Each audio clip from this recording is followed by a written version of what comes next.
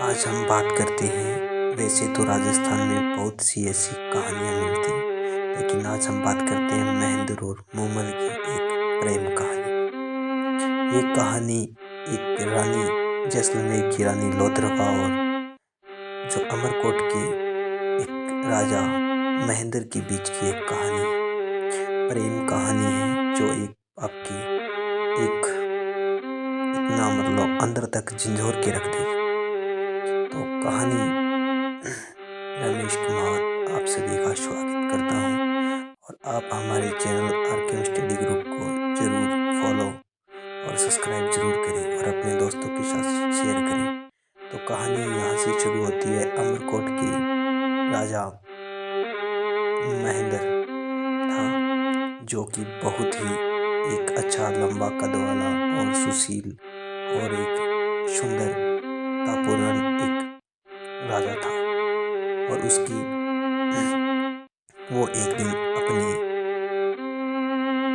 जो इस कहानी के बारे में जिस इतिहासकार ने लिखा है उसकी रूह तक कांप जाती है। आप भी इस वीडियो को लास्ट तक जरूर देखना, क्योंकि इसके अंदर जो लास्ट तक आप देखोगे तो आप भी अपनी आंखों भरे आंसू नहीं रोक पाओगे। इतनी एक इस प्रकार का प्रेम या इस प्रकार की एक कहानी है मूमल। एक दिन की बात है कि महेंद्र और उनके साले साहेब दोनों अमरकोट से रवाना होते हैं। वो कोई शिकार के रूप में शिकार के लिए भागते भागते जाते हैं और उनको एक शिकार के रूप में एक खरगोश मिलता है और मिलते मिलते दोनों उसके इतने पीछे चले जाते हैं कि उनको ये खरगोश हाथ नहीं आता है। ऐसे करते करते राजस्थान के पश्चिमी भाग में काग नदी तक पहुंच जाते हैं। खरगोश कागा नदी को पार करते हुए आगे निकल जाता है और वो दोनों थक कर चूर कर एक वृक्ष के नीचे खड़ जाते हैं। दूर दूर तक उन्हें कुछ भी चीज नजर नहीं आती।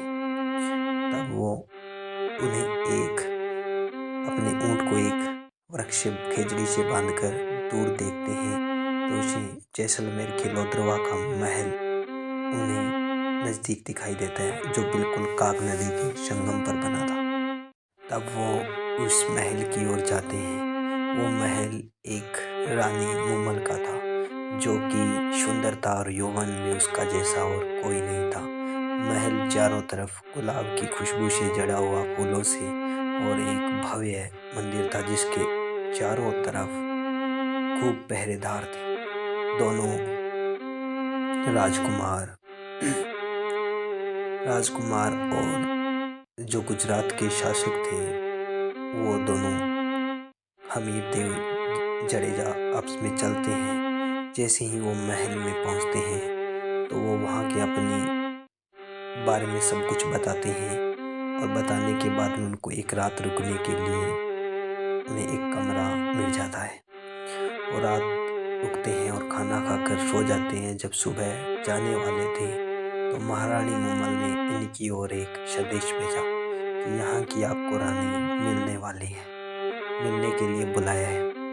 तो महेंद्र को नहीं जाने दिया। गुजरात के जो शासक हमीर थे वो पहले रानी से मिलने जाते हैं। रानी से मिलने के लिए जाते हैं तो आगे उनके कमरे के आगे बहुत सारे हिंसक जानवर बैठे थे।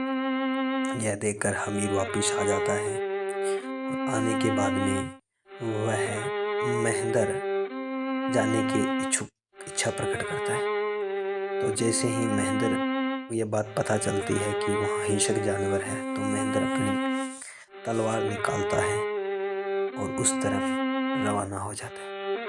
अपनी तलवार लेकर महेंद्र जब उस तरफ जाता है तो देखता है कि उसके आगे एक मांस खाने वाला भयंकर शेर बैठा है और यह देखते ही उसने अपनी झट से तलवार निकाली और शेर की गर्दन काट डाली। बाद में पता चला कि यह तो सारे मोम के पुतले हैं।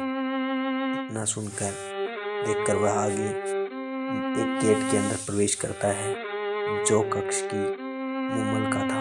आगे एक सुंदर एक युवती खड़ी थी जो कि महारानी मूमल थी और उस जैसा कोई सुंदर नहीं था। राजकुमार महेंद्र उनकी सुंदरता पे मोहित हो जाते हैं। इतनी सुंदर स्त्री उन्होंने पहले कभी नहीं देखी थी। फिर उसकी सुंदरता पे मोहित हो जाते हैं और कुछ उन्हें पता ही नहीं चलता कि कब सुबह से शाम हो जाती है और इस प्रकार से दोनों एक दूसरे में खोए रहते हैं। और अगले दिन एक रात का भी समय धीरे धीरे करके व्यतीत हो जाता है। एक रात व्यतीत होने के बाद अगले दिन जैसे ही वह जाने का प्रस्ताव रखता है तो महारानी मूमल कहती है कि आप मुझे वचन दें कि आप मुझे रोज़ाना मिलने आएंगे। यह कहकर वह अपना वचन देकर वापिस से वचन देकर चलने जाता है। और लेकिन महेंद्र की पहले से भी 6 रानियाँ थीं जो एक दूसरे से बहुत ज़्यादा सुंदर थी। अब वह अपने वहाँ से इजाज़त लेकर अमीर के साथ वापस अपने महलों में आ जाता है। लेकिन जैसे ही वह अपने अमरकोट पहुँचता है अब उसे उसके अलावा मूमल के अलावा और कुछ नहीं दिखाई दे रहा था और मूमल दिखाई देने की वजह से अब उसका मन भी नहीं लग रहा था। जैसे तैसे करके उसने दिन को गुजारा। जैसे ही रात होने वाली थी तो उसको अब जाने की इच्छा हुई तो वह अपने सबसे पास में एक ऊँटों के ग्वालों के पास गया और वहाँ से एक मजबूत ऊँट लेके आया जो कि युवा ऊँट था, जो कि रात ही रात में उसे जैसलमेर तक लोथरवा तक पहुंचा देता और सुबह होने तक वापस अमरकोट। उसने उसको सजाया और रात को लोथरवा की तरफ रवाना हो गया और जैसे ही सुबह हुई वापस अमरकोट के लिए वापस आ गया। ये प्रक्रम करीब करीब 8 महीनों तक चला। रोज़ाना जाता और रोज़ाना आता। ये बात उनकी रानियों को पता चली और उन्होंने सभी ने जाके सबसे छोटी रानी को बताया। तब उन्होंने अपनी सास से जाकर बात की छोटी रानी ने। तब उन्हें पता लगा कि हमेशा रोज़ाना जो महेंद्र है वो कहीं रात को गायब हो जाता है और जाता है और सुबह होते ही वापस आ जाता है। तो महेंद्र की माँ ने कहा कि आप इस बार जब जाए महेंद्र तो आप मुझे उनके बालों के या जो उनकी मिट्टी है वो लेके आना। तो छोटी बहू कहती है कि उनके बाल गीले होते हैं। अगले दिन रात को जैसे ही बाल गीले हुए तो उन्होंने उस पानी को अपनी सास को दिखाया। सास को पता चल गया कि महेंद्र यहाँ से काफ़ी दूर लोथरवा जाता है और ये उसी नदी का पानी है जो थोड़ा नमकीन है। इस प्रकार से अब उन्होंने एक योजना बनाई और योजनाबद्ध तरीके से जो रात को ऊँट लेके जा रहे थे उस ऊँट को जहर दे दिया। एक प्याले में जहर दे दिया। ऊँट को जहर देने से ऊँट की मृत्यु हो गई। अब उनको भी महेंद्र को भी रानी के पास पहुंचना था। तो उसने जैसे ही अब उनको ऊँट की ज़रूरत थी तो ऊँट के लिए जैसे ही वह अपने पहले वाले ऊँट के पास में देखते हैं तो वो ऊँट मरा पड़ा होता है। अब वो भागकर जिससे पहले ऊँट लेके आए थे महेंद्र उनके पास में जाता है और जाके कहता है कि मेरे पहले वाला ऊँट मर गया है, आप मुझे नया ऊँट दीजिए वैसे का वैसा। ग्वाला कहता है मेरे पास में वैसे का वैसा ऊँट नहीं है, लेकिन मेरे पास में ऐसी एक ऊँटनी है जो कि आपको रात को रात वहाँ पहुँचा देगी और सुबह होते ही वापस ले आएगी। लेकिन एक बात का ध्यान रखना, आप इसके भूलकर भी लाठी का प्रहार मत करना। यदि आपने ऐसा किया तो आपको यह रेगिस्तान में मार भटका देगी। इतना सुनकर उसने उस ऊँटनी को लिया और महेंद्र अब निकल पड़ा। अब ऊँटनी की चाल थोड़ी धीरे थी तो महेंद्र ने मूमल के मोह प्रेम की वजह से उस पर एक चाबुक मार दिया। चाबुक मारते ही ऊँटनी भाग पड़ी और उसे मार्ग भटका दिया। अब इधर मूमल बेचैन बैठी थी। बेचैन बैठी बैठी उनको नींद नहीं आ रही थी, तो उनकी एक छोटी बड़ी बहन थी जिसका नाम सोहल मिलता है। अब वो उनके साथ कुछ खेलने की मंशा से एक पुरुष का भेष बनाकर उनके साथ खेलने लग जाती है और वो दोनों आपस में सो जाते हैं। इतने में सुबह होने वाले थे, करीब करीब 4 बजे।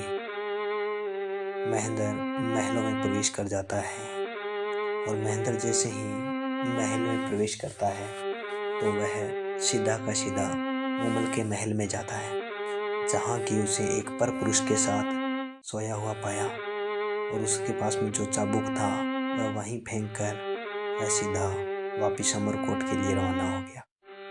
जब सुबह हुई और मूमल उठी तो उसने उस चाबुक को देखा। देखते उसे पता चल गया कि महेंद्र यहाँ आया था, लेकिन वो मेरे को एक पर पुरुष के साथ यानी सोया देखकर शायद चला गया, लेकिन वह कोई और पुरुष नहीं, ये एक उसकी बहन थी जो कि स्वांग रचकर सो रही थी। लेकिन ये बात महेंद्र को पता नहीं थी, तो वो उससे बड़ा दुखी हुआ और वह अपने महलों को लौट गया। महेंद्र ने उसके बाद कभी भी लोद्रवा में पैर नहीं रखा और वह वहाँ जाकर अपनी दूसरी रानियों के साथ भोग विलास में व्यस्त हो गया। इतने में अब वह वहाँ की देख रेख में इतना व्यस्त हो गया कि अब जब भी उसको मूमल याद आती तब वह उसको उस रात का दृश्य उसके सामने आ जाता। इस प्रकार से मूमल भी अब उसकी राह देखने लगी। 1 दिन गुजरे, 2 दिन गुजरे, 3 दिन गुजरे, इससे कई दिन गुजर गए, लेकिन महेंद्र कभी भी लौटकर लोद्रवा नहीं आया। जब भी उसका मन करता लोद्रवा जाने का, तब उसके दृश्य उसके सामने उस वस्तु का दृश्य शुरू हो जाता। धीरे धीरे करते करते अब मूमल की इतनी ज़्यादा बेचैनी बढ़ने लगी और उसकी जो महेंद्र की दूसरी रानियाँ थी वो भी खुश रहने लगी। एक दिन मूमल ने अपनों के साथ वह अमरकोट के लिए रवाना हो गई। कुछ टुकड़ी के साथ अमरकोट पहुंची और अमरकोट पहुंचकर उसने महेंद्र को अपना पैगाम भेजाया कि लोद्रवा की रानी लोद्रवा की रानी मूमल आपसे मिलना चाहती है। लेकिन यह उस दृश्य को याद कर मिलना महेंद्र भी चाहता था, लेकिन उसके सामने वो दृश्य देखकर उसने कहा कि महाराज राजकुमार की तबीयत ठीक नहीं है। ऐसे कर बहाना निकाल दिया। रात हो गई और मूमल वहीं रुकी। अगले दिन फिर से मूमल ने वापिस राजकुमार को पैगाम भेजाया, लेकिन इस बार फिर से भी वही बहाना मारकर फिर से बात टाल दी। ऐसे कई दिन चलते रहे, बीतते रहे। आखिर में ऐसे बीतते रहे और राजकुमारी मूमल वही अपना निवास स्थान बना लिया और रोजाना मिलने के लिए संदेश भेजने लगी। तो एक दिन उन्होंने एक गायक मंडली से संदेश भेजा माध्यम से। तो गायक मंडली राजा के सामने जाकर अपना सारा गायन विचार द्वारा प्रस्तुत करते हैं, जिससे महेंद्र को लगता है कि राजकुमारी वास्तव में सच बोल रही है, इसीलिए उसे इतने दिन हो गए वो यहीं बैठी है। अब राजकुमार मिलने के लिए तैयार हो गया, लेकिन एक आखिरी शर्त के ऊपर। उसने कहा, एक व्यक्ति को भेजाकर कहा कि आप जाकर बोले मूमल से कि महाराज की रात मृत्यु हो गई है, काले नागों ने डस लिया है। तो यह बात एक सूचना लेकर एक पहरेदार रानी मूमल के पास पहुंचा।